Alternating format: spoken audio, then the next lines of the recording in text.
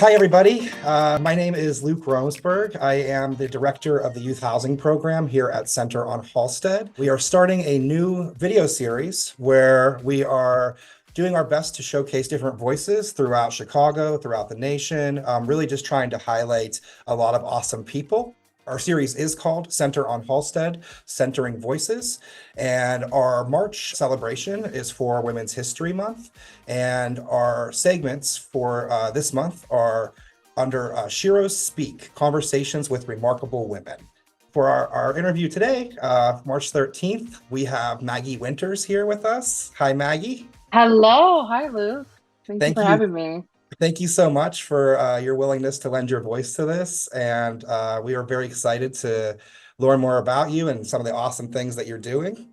Just a little bit about what Center does. We are a nonprofit organization. We are considered the most comprehensive queer LGBTQ organization in the Midwest and Chicago area. Center on Halsted covers a ton of different programs. We have programs for youth. We have programs for elderly folks. We do testing, we have counseling services. We do our best to try to cover the entire gambit here at the center. For this month, we are celebrating a lot of folks, a lot of women. And Maggie, I'm wondering if you could, just to start us off here, kind of just talk a little bit about, who you are, what are some awesome things that you're doing, really kind of whatever you want to touch on in terms of your success. Yeah, absolutely. First of all, shout out to Center and Halstead doing incredible work. Like you said, my name is Maggie Winters. I am a comedian who lives in Chicago, which is also where I'm from. So I've been here. I was about to say my age. Yeah, and the lady never tells her age. I I am a bisexual woman who is in comedy, which is kind of like every woman in comedy. We kind of become a comedian. I'm joking, but it is funny because there is like a lot of bisexual women. We're kind of like, is this like we were like funny, but we were also like we're queer. Um, it's an amazing community. I am doing stand up all over the city. And it's can be hard because a lot of lineups you'll show up and you'll be one of two women, but it's awesome to have that other woman. And it's just cool to like be the representation and get to like show that like famously on the internet people say women aren't funny. I don't know if you've ever heard of that. Um, Never once, never. yeah, men like to say women aren't funny, which is to me, I like to be like, well, then that's something's wrong with you, obviously, because women are hysterical.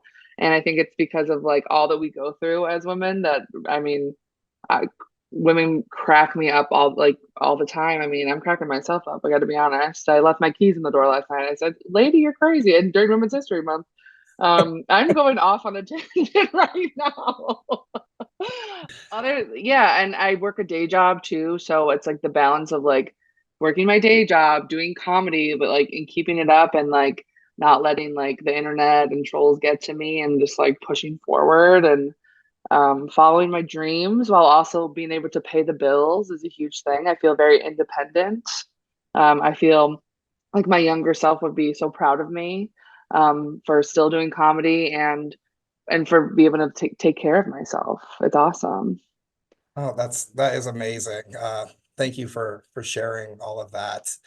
I'm Did any of it make sense? I was like, I'm just kind of, and that's another thing about being a woman is you can say what you want. So they made sense to me, and I'm a okay, good. man. So if I got it, I feel like most people can Yeah. get it. So yeah, you mentioned like being a woman in comedy. Kind of what like when did you start like looking into this? When did you start figuring out that this is what you were interested in?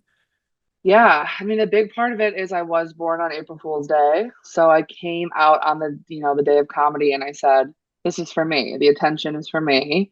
And when I was really little, I just loved like my mom is a huge SNL fan, so she would always have SNL on. And I loved watching it with her. And then my brothers were like big into Chris Farley and Adam Sandler. My original thought, like watching comedy, was like, oh, that's for men. I'm gonna do like acting. Like Mhm. that's like one of the first feelings I had, like, oh, comedy's for boy, straight crying is for girl. Like and then as I got older, obviously that dramatically changed and I was like, there's so many amazing women who I look at Gilda Radner, who did it like in the prime of like people telling her that women couldn't do comedy. And it's like we've come such a long way. It's like, so I'm like, you can do it in 2024, babe. Like there's still people who are living in the past and saying women are funny, but I'm like, we got this. I always wanted to be on stage, and I think doing stand up really scared me. So I started with improv. Chicago's obviously got an incredible improv community. Yes. Yeah. Um, so I started there, and then kind of as I went along, I was like, you know what, you got to do what scares you. And I went to an open mic, and that was a very interesting experience. But it's a cool thing because, open mics, it's cool because it's, as a woman, you usually get bumped up to like a good slot. It's Oh, unfortunate because that means there's usually not that many women there that they'll let the women go. But so it's like, a little bit good, a little bit bad, but I was like, okay, this is cool. Like they need women, they need and as like time goes on, it's like now we need more non-binary people. Now we need like more trans women. Like it's just exciting to like pull everybody with you and be like, okay, we need to like this storm stand up.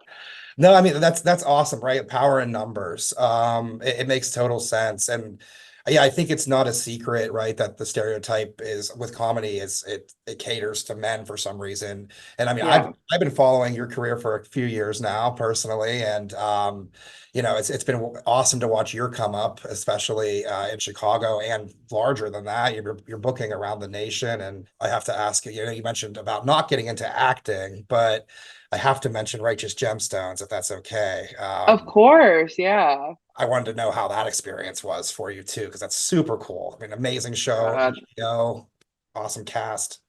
It was the time of my life. And yeah, I mean, I always still want to do acting, comedic acting.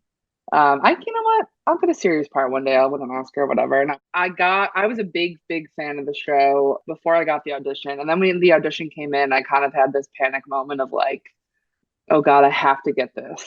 I would just be so, especially because it wasn't just like a one line character, but the fact that it was like she had a name and her name was Taryn and she's like, she's a gymnast. And I think as a plus size woman too, I was like, especially like, I was like, okay, I'm going to audition for the part. And the description was like, Taryn, like she's a fit gymnast. And I was like, I know that there's plus size gymnasts out there. Like, let's do this. Like, certainly not me. I can barely walk, but like, um, I I did the audition and then they were like, they really liked you. And I actually did some improv in my audition. So I was like, that skill came in handy.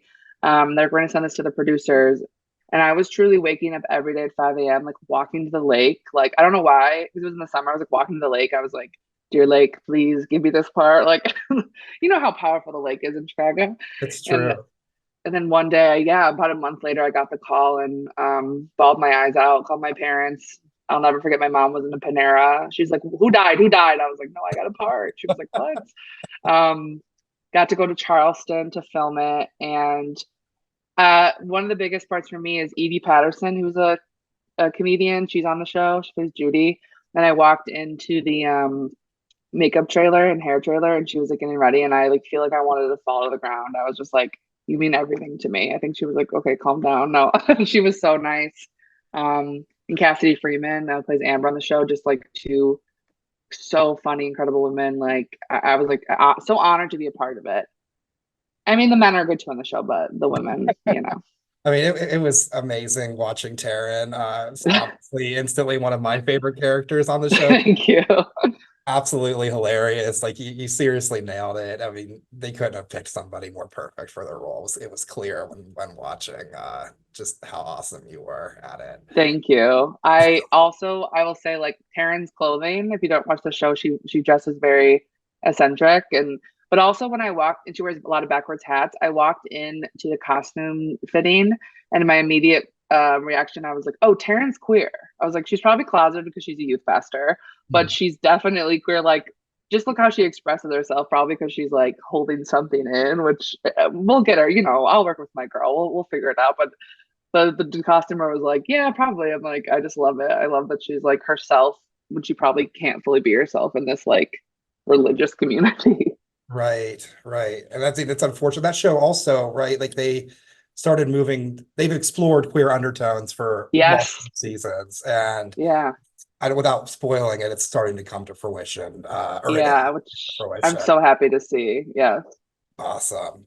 Well, yeah, thanks for sharing a little bit about, personal stuff and like career things. But I do want to transition a little bit. We are here for Women's History Month.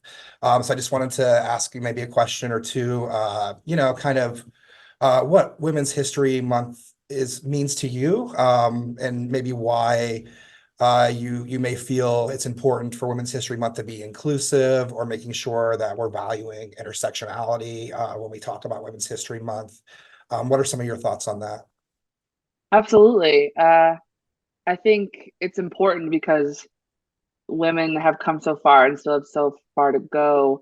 And when I think of like being inclusive and intersectionality, it's like they kind of go hand in hand, right? You can't be inclusive without intersectionality. Um, and you have to be because, especially as a white woman, like I feel like I was lied to so much growing up. Like people be like, oh, women got the right to vote. And there was never like just white women got the right to vote. It's always just like teaching me like women got the right to vote. And maybe in my history book, there's a little asterisk that said like it was white women, but I feel like I was still like, oh, women, we've done it. And then like getting older and learning like, no, it wasn't, it didn't come way later that was like woman of color. And just being like, okay, this is important because it's like, it's not the truth. And we need like, and you have to tell the truth because you can't like rewrite history, although many people would like to. And there's so many important things that we need to learn from and able to like go forward. Um, and it's also beautiful, like all the different types of women there are and all the different things that they've struggled with. And like in order to like grow, I feel like we have to know, like we have to go back to our foundation and be like, you can't just be like, everything's great for everyone if it's great for you. I'm not gonna say her name, but there was an actress one time that was like, can I talk shit? An actress who was like, Whatever you want. I am not a feminist because I've never dealt with like any issues on my end, of course. And I was like, that to me like was like a wake up call. I'm like, that's so crazy that you would think like because I'm not affected, like why would I care about what anyone else is struggling with? It's like that then it's like we have to be able to lift each other up. I do think of that meme all the time of like the women like putting each other carrying lifting each other up and then the next woman lifts each other up. Like Right. that's how it has to be. Like we can't get to the top. It's going to be lonely at the top if you don't if you're not inclusive and you don't try to bring people up with you. It's not going to be a good time, I'll tell you that. I'm trying to check myself as much as I can, um especially as a white woman, because I feel like I'm just in a culture where it's like even when and especially in comedy, like when like there's a lot of women doing comedy, but it's a lot of, there's a lot of white women, so it's like, well, we need, like I said earlier, like we need more non-binary people, we need more trans women, we need more women of color. Like, okay, so you know making sure that if you do and me as a white woman, if I ever like produce a show, it's like it can't be like, okay, I have six women but they're all white, like I did, but look at me, I did a show with women. It's like you Mhm. did a show with a one type of woman, like let's be real. Like um it's just, yeah, it's highly important. And I think I have to like constantly like remind myself to make sure that I'm being inclusive as I can be. Right. It's like the intentionality behind it, right? Yes. Like Yeah. it's important to make sure that you don't lose focus of that. And like you had touched on power, like, making sure just in comedy in general too, like making sure more women. So it transcends to, a bigger picture than just comedy or just acting, or, it's Yes. power for women as a whole, and all kinds of women, right? Like there's no set definition of what that means. Exactly. Yeah. Someone opened the door for me. I need to make sure that I'm opening the door for other people if I have the chance to. Um, That's because amazing. there's so many people that we have never, that have just the most genius ideas and comedy sets that are just not getting the attention they deserve because people just shut them out because of shout out racism and sexism. Not shout out, you know what I'm saying? Yeah. No, totally. I mean, those very real things that Yeah, come into play throughout, I think, almost everything in life, unfortunately. absolutely. So you mentioned we're getting kind of close to the end here, but you mentioned, you know, being someone that potentially opens the door for, somebody else because somebody did that for you. So this is a special for Sheros, and I'm curious. I'm sure you are somebody Shero as well. But who are some? You mentioned some folks already, but who are some women that you look up to that helped inspire you to be where you are today? Oh God, yeah. So many. I mean, I gotta like go with the big one, my mother. She Mhm. was the breadwinner in her house and she worked the same job from when she was 25 to when she retired at 60. And I just like and she worked a hellish job that like and I just always like admire her for doing that, like because she wanted to put her kids through college. Like to me, that's so amazing. But then I think about comedy, and when it comes to comedy, like I really want to say, like growing up there was I especially look to Melissa McCarthy and Queen Latifah as plus size women. Mm. Um, Mhm. remember them like changing my life. I don't remember if it was the Queen Latifah show or Living Single, but there was a scene with Queen Latifah where someone was like making fun of her weight, and then one of her friends was like, "Why do you care? I thought you were cool with your weight." And she was like, she's like, that doesn't mean I want to be made fun of about it. And I like remember being young and being like, that's how I feel. Like I can be okay with myself, but that doesn't mean I want to be here. Like that doesn't mean that I'm strong enough to be hearing about it every day from random strangers. And I even think about that now. And then Melissa McCarthy, I just think is like one of my absolute like she's just the best. She's so funny and she's so good at improv. And she started off as, Sookie on Gilmore Girls. And I Yes. think she just like rose to the top and really shined. And those two women, like, especially as plus size, because a lot of of course, I still like Amy, Tina, like, but it was just different. It was like, I was just like, oh, maybe I'm not going to be able to follow in their footsteps because I'm bigger.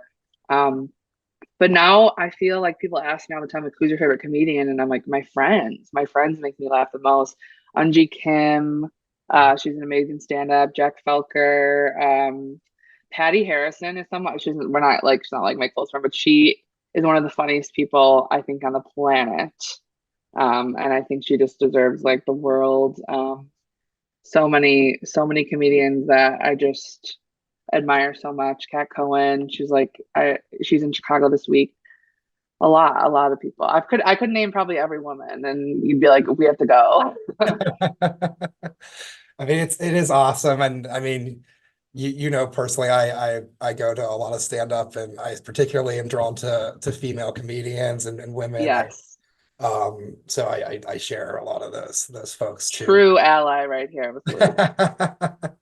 Well, thank you for sharing some of those folks.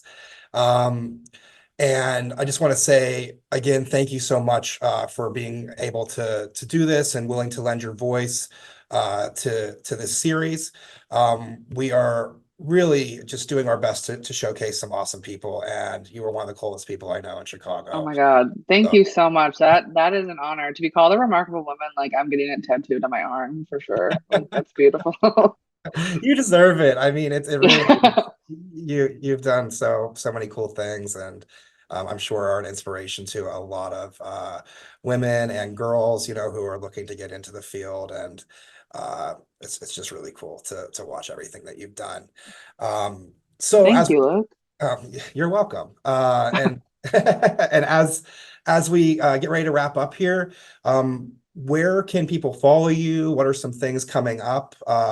If people want to check you out in person and go to some events, where can they find you?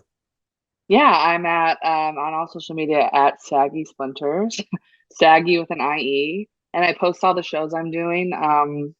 I do random shows around Chicago all the time, so I'll post about those. And then I am going to go on a mini tour across the US the end of May into June. So if you don't live in Chicago, look out for those. But I'll always come back here, and you'll be sick of my jokes by if you start coming to That's impossible. No. them.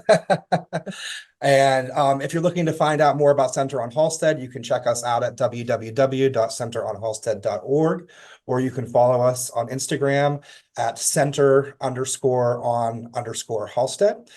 Thank you, Maggie, for being here. This has been Center on Halsted. centering voices.